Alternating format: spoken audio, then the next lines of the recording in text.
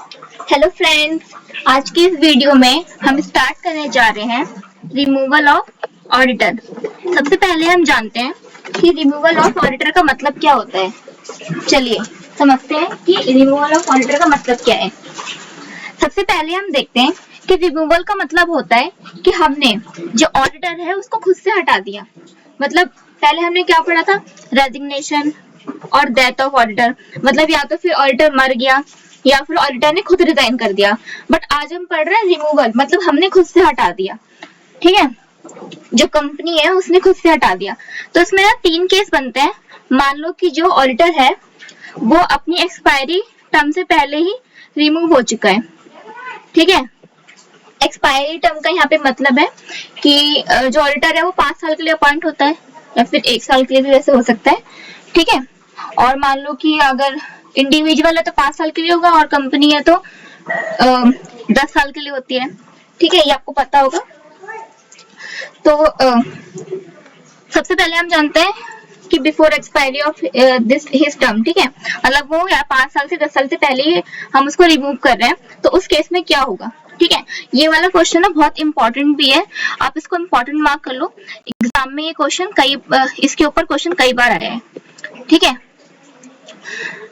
चलिए सबसे पहले, और एक होता है रिमूवल बाय एनसीएलटी।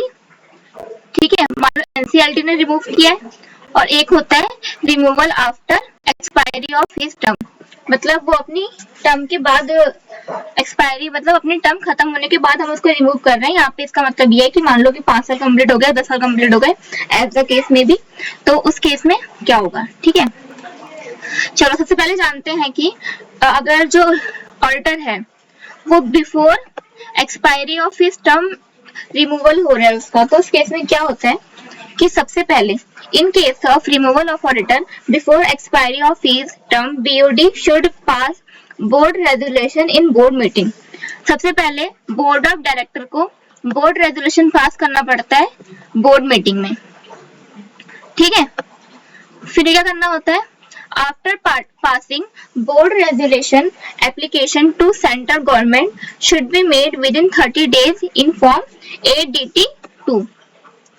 जब हमने बोर्ड रेजोल्यूशन पास कर लिया उसके बाद हमें 30 दिन के अंदर अंदर सेंट्रल गवर्नमेंट को बताना है फॉर्म ADT2 में। ठीक है, उसके बाद after receipt of approval of CG, मतलब सेंट्रल गवर्नमेंट के अप्रूवल के बाद company should pass special resolution. Special resolution pass करना है कहाँ पे, जनरल मीटिंग में, और 60 दिन के अंदर अंदर। ठीक है, विद इन 60 डेज।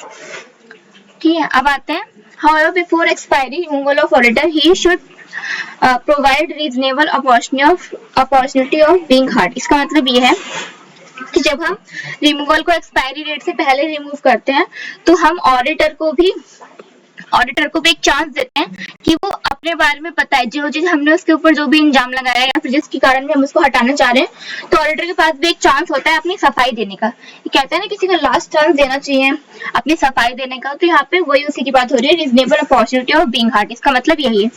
ठीक है, अब हम आते हैं, एक मिनट, ठीक है, अब नेक्स्ट हम आते हैं रिमूवल बाय एनसीएलटी।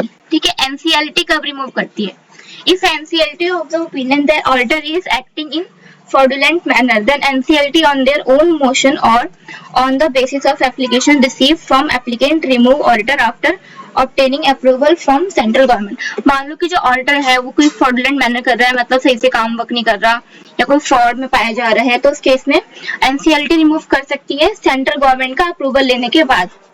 ठीक है, auditor removal NCLT within permission of central government, उसको पहले सेंट्रल गवर्नमेंट की परमिशन लेनी होगी। Can not be appointed as auditor in any company for the period of 5 year. उसके बाद जो वो ऑडिटर है वो 5 साल तक किसी भी कंपनी में ऑडिटर नहीं बन सकता अगर उसको एनसीएलटी रिमूव करती है तो। ठीक है, अब हम आते हैं removal after expiry of his term. ठीक है, मान लो कि अब रिमूवल जो हो रहा है वो एक्सपायरी ऑफ हिज टर्म हो रहा है, मतलब उसका पीरियड खत्म होने के बाद। तो इस केस में क्या होगा, in case of removal of auditor after expiry of his term, company should send special notice to shareholders along with notice for appointment of new auditor other than retiring auditor. जो auditor retire हो गया है उसको नहीं send करना है notice, जो new auditor बनने वाला है उसको सेंड करना है। वैसे भी अगर एक्सपायरी के बाद रिमूवल हो रहा है तो इस केस में तो कोई फंडा ही नहीं बनता, इसलिए इसको तो इतना इंपॉर्टेंट भी नहीं है। ठीक है, ये तो सेम ही हो गया रोटेशन ऑफ ऑडिटर के केस में जैसे होता है वैसे ही यहाँ पे, तो कोई इतना प्रॉब्लम की बात नहीं है यहाँ पे। ठीक है, बस सबसे इम्पोर्टेंट जो था हमारा फर्स्ट वाला था, ये आप अच्छे से पढ़ के जाइएगा, एग्जाम में इसके आने के चांसेस बहुत ज्यादा होते हैं।